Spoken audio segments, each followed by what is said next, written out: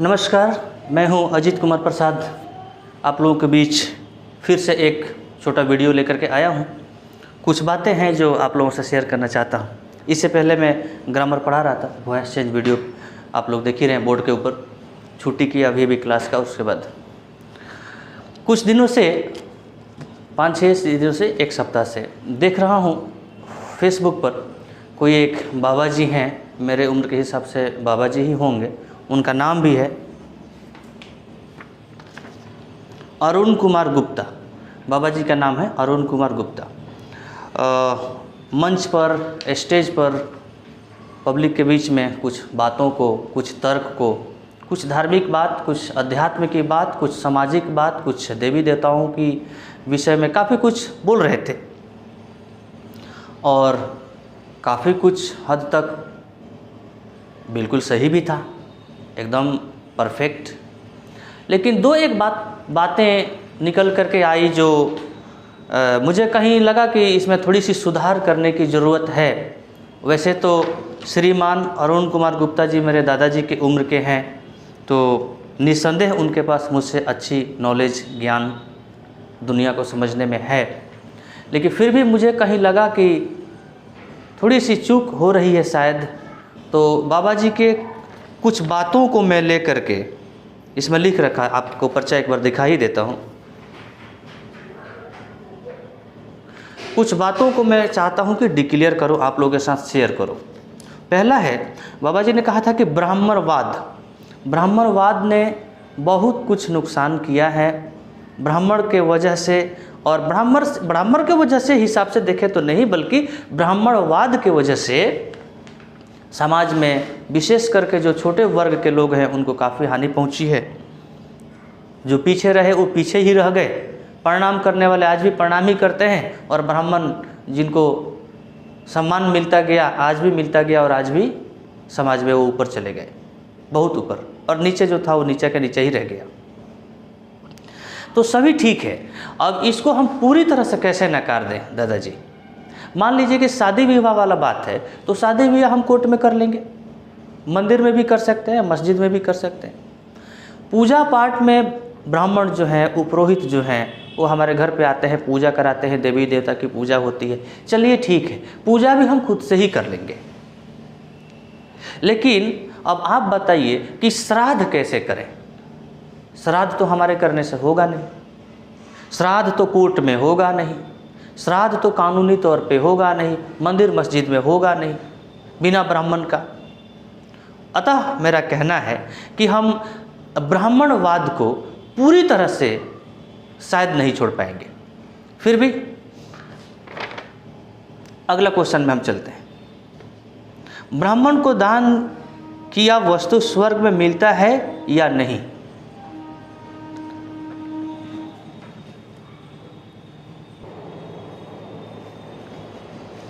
दादाजी कह रहे थे कि हम इतना दान करते हैं, ब्राह्मण को उतना दान करते हैं, ब्राह्मण को क्या स्वर्ग में मिलता है? वो सब कुछ जो हमारे परिवार के सज्जन मर जाते हैं, क्या उनको स्वर्ग में मिलता है? सबसे पहली बात तो दादाजी यही है, मैं कहना चाहूँगा कि स्वर्ग बोल करके कोई भौगोलिक स्थान नहीं होता है। स्वर्ग सिर्फ एक कल्पना है, और जो लोग मर जाते हैं उनका कोई हिसाब नहीं होता कि वह स्वर्ग में गए कि नरक में गए। इसका अभी तक प्रमाण किसी के पास नहीं मिला है। शास्त्र में, वेद में, पुराण में, कुरान में इत्यादि ग्रंथों में लिखा है, ठीक है, अपनी जगह पर, धार्मिक दृष्टि से अपनी जगह पर ठीक है। लेकिन चूंकि आपने तार्किक नज़रिए से, तर्क के नज़रिए से देखा है, लॉजिक के नज़रिए से दुनिया को देखा है, तो मैं भी उत्तर आपको लॉजिक के नज़रिए से ही देने की कोशिश करूँगा। स्वर्ग कोई भौगोलिक स्थान नहीं है जहाँ पर हम रॉकेट से जा सके, जहाज से जा सके, या इत्यादि इत्यादि। पहली बात। दूसरी बात कि स्वर्ग में कोई जाता है, नहीं जाता है, हम दान करते हैं उसको मिलता है, नहीं मिलता, ऐसा कुछ भी नहीं है।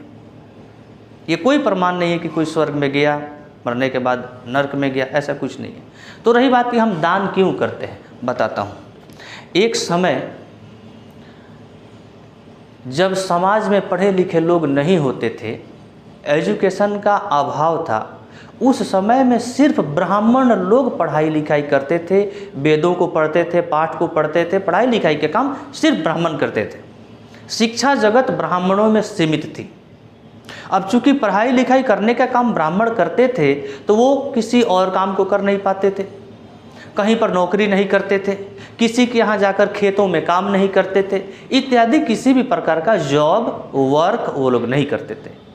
तो समाज ने उनको विद्वान के नज़रिए से एक्सेप्ट कर लिया कि जिसके पास विद्या है वही विद्वान है। अब चूंकि वो विद्वान हैं, कहीं किसी के यहाँ काम नहीं करते हैं, दिन रात पढ़ने पढ़ाने में, विद्या देने लेने में व्यस्त रहते हैं, तो उनका परिवार कैसे चलेगा। और समाज में देखा जाए तो सबसे बड़ा सबसे उच्च तो वही हुआ ना जो विद्वान है। तो इसलिए एक परंपरा बनी कि भाई इनको हम दान करेंगे कुछ वस्तु। हमारे यहाँ शादी विवाह होता है तो भी हम ब्राह्मण को दान करते हैं, हमारे यहाँ पूजा पाठ कथा प्रसंग होता है तो भी हम ब्राह्मण को वस्त्र दान करते हैं, धन दान करते हैं, और हमारे यहाँ किसी की श्राद्ध होती है तो भी हम ब्राह्मण को दान करते हैं। मतलब घुरा फिरा करके हर चीज़ में हम ब्राह्मण को दान करते हैं। तो दान करने का नज़रिया यही था कि उनका घर संसार चलता रहे। विद्वान जाति के जो ब्राह्मण हैं, पढ़ाई लिखाई करते हैं, विद्या दान करते हैं, वो भी इस धरती पर बचे रहें, इसलिए उनको कुछ दान देना है। स्वर्ग में जो हम दान करते हैं ब्राह्मण को, वह स्वर्ग से और नर्क से उसका कोई लेना देना नहीं है, नहीं मिलता है। धरती पर ना ईश्वर होता है ना देवता होता है, सब पाखंड है, दादाजी ने कहा। देखिए, पहले तो ईश्वर की परिभाषा समझिए दादाजी कि धरती पर ईश्वर नहीं होता है।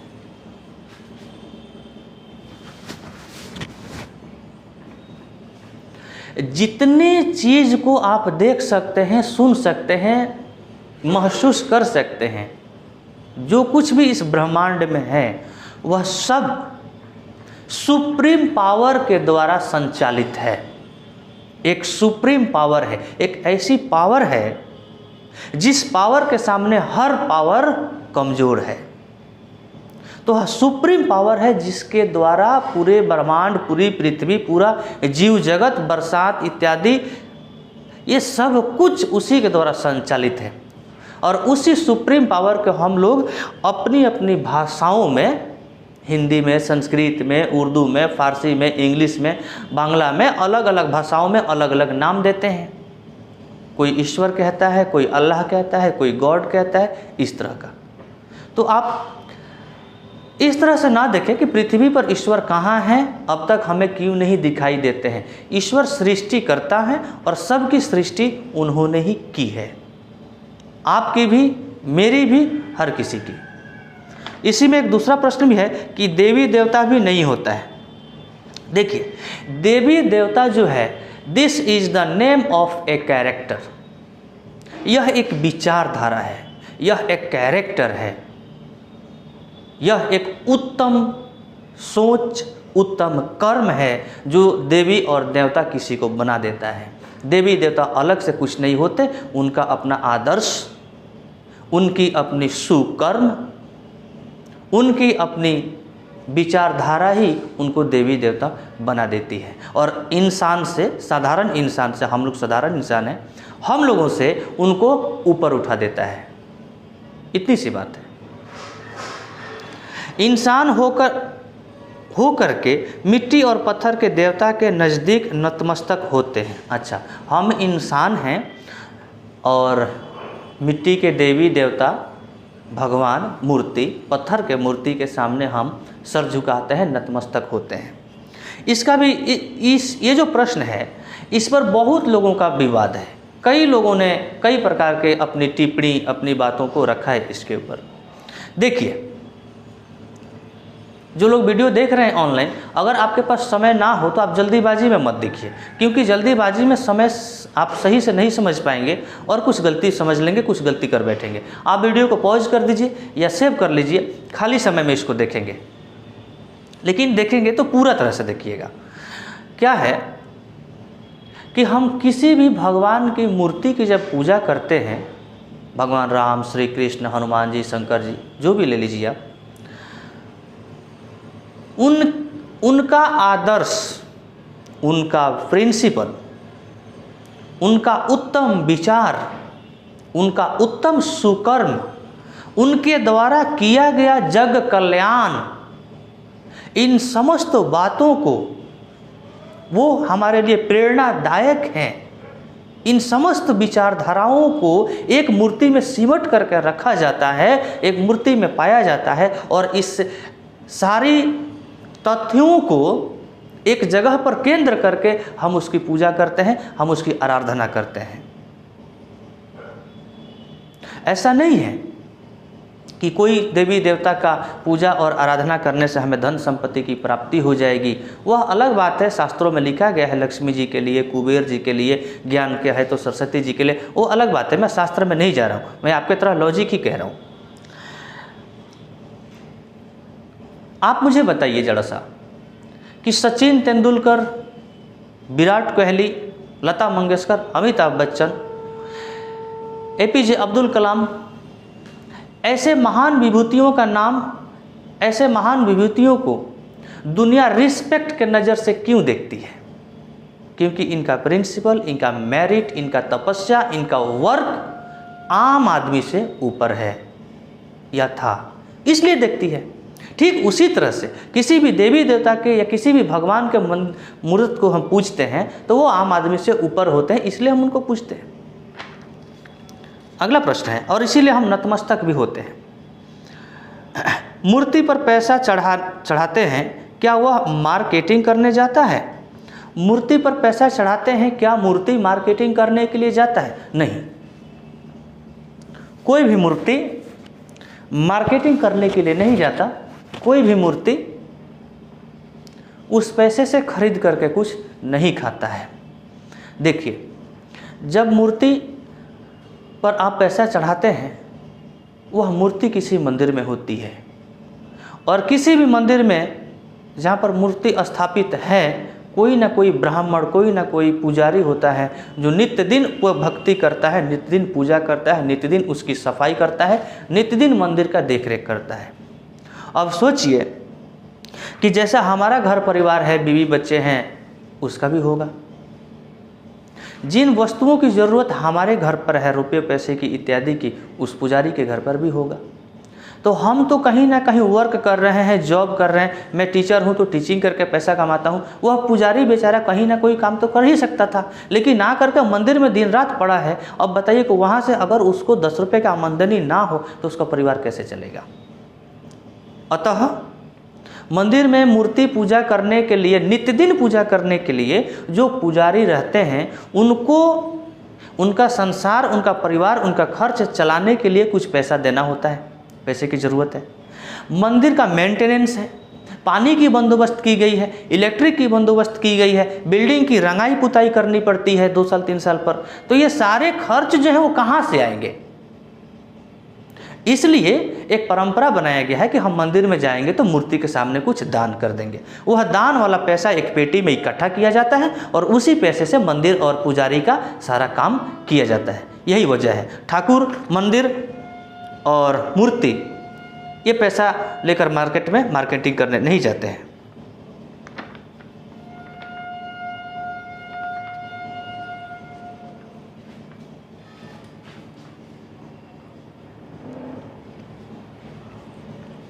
अगला जो बात है, हनुमान जी 10-20 हज़ार से कृपा कर देंगे।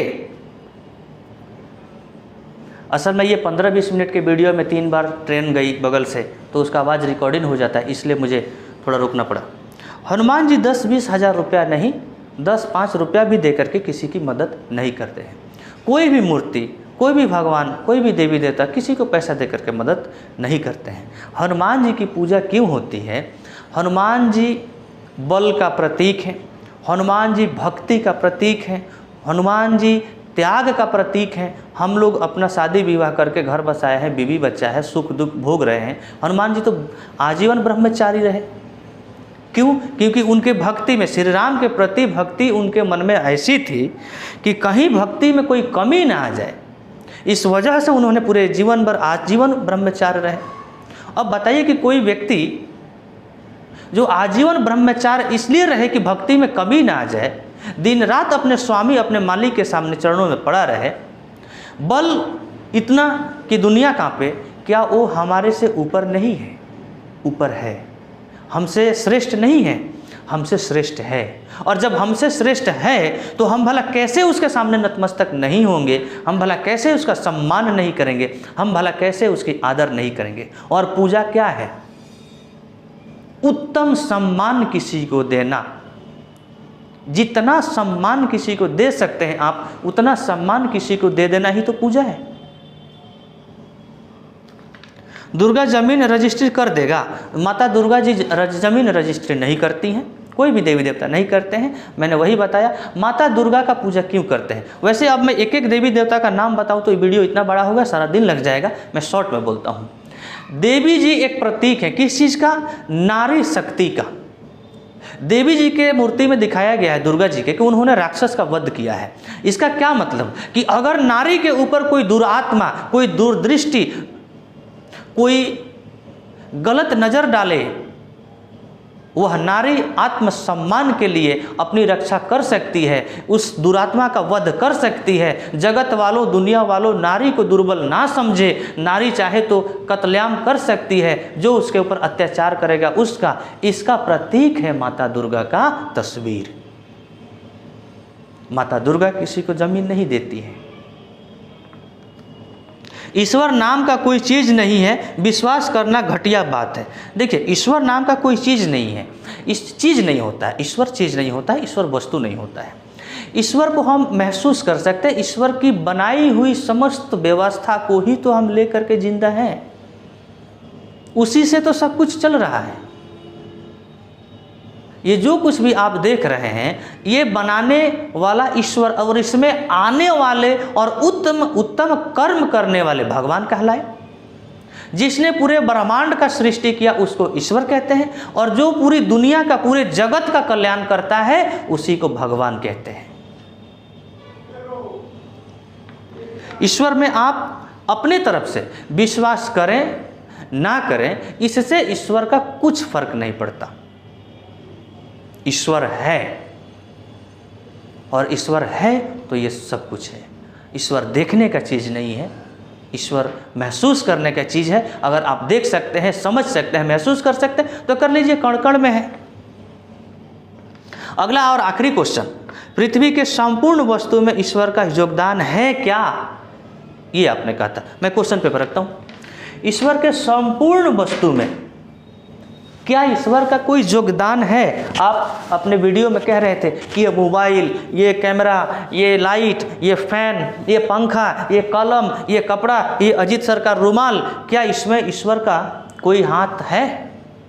किसने बनाया? मानव ने बनाया। तो किसकी पूजा होना चाहिए? मानव की पूजा होनी चाहिए। ईश्वर नहीं है, उसको नहीं विश्वास करें, ये आपका कहना है। अब मैं आपसे बोलता हूँ, मैं उम्र में बहुत छोटा हूँ आपसे, ये क्या है? यह एक रुमाल है, सादा है, रुमाल है। अब आप बताइए कि रुमाल को किसने बनाया? किसी कंपनी वाले ने बनाया। किस चीज़ से बनाया? धागे से बनाया। वह धागा किस चीज़ का बना हुआ था? रुई का बना हुआ था। वह रुई कहाँ से आया? कपास से या किसी दूसरे पेड़ पौधे से। अब आप मुझे बताइए कि उस पेड़ पौधे को किस कंपनी ने बनाया? मैं मान लेता हूं 1 मिनट के लिए कि यह रुमाल कपास के रुई के धागे से बनी हुई है, फैक्ट्री में। बहुत अच्छी बात है, इंसानों ने बनाया, बहुत अच्छी बात है। कपास का जो पौधा होता है, गाछ होता है, उस गाछ को कौन सी फैक्ट्री ने बनाया? कौन से कंपनी ने बनाया? और किसके कृपा से वह छोटा से बड़ा हुआ, जिंदा रहा, फल दिया, वहां से रुई निकल करके आई? कह रहे हैं कि संसार के किसी वस्तु में ईश्वर का कोई योगदान ही नहीं है। बड़ा मुश्किल से अगर खोजे तो शायद कोई वस्तु मिल जाए जहाँ पर ईश्वर का कोई योगदान है ही नहीं। असल में ईश्वर के योगदान के बिना कुछ भी नहीं है, ईश्वर के एहसान के बिना कुछ भी नहीं है। आप थोड़ी और इस चीज़ को गहराई से समझने की कोशिश करें। आपको बनाने वाला कौन? ईश्वर। मुझे बनाने वाला कौन? ईश्वर। इस बोर्ड को बनाने वाला कौन? ईश्वर नहीं है डायरेक्ट, लेकिन इनडायरेक्ट ईश्वर है। प्रूफ करता हूँ। किस चीज़ से बना है? लकड़ी से बना है। वो लकड़ी कहाँ से आई? गाछ से आई। गाछ को किसने बनाया? मुझे उम्मीद है कि आप सभी लोग जो इस वीडियो को देख रहे हैं, मेरी विचारधारा को आप समझ गए होंगे। और दादाजी से निवेदन है, नाम क्या है?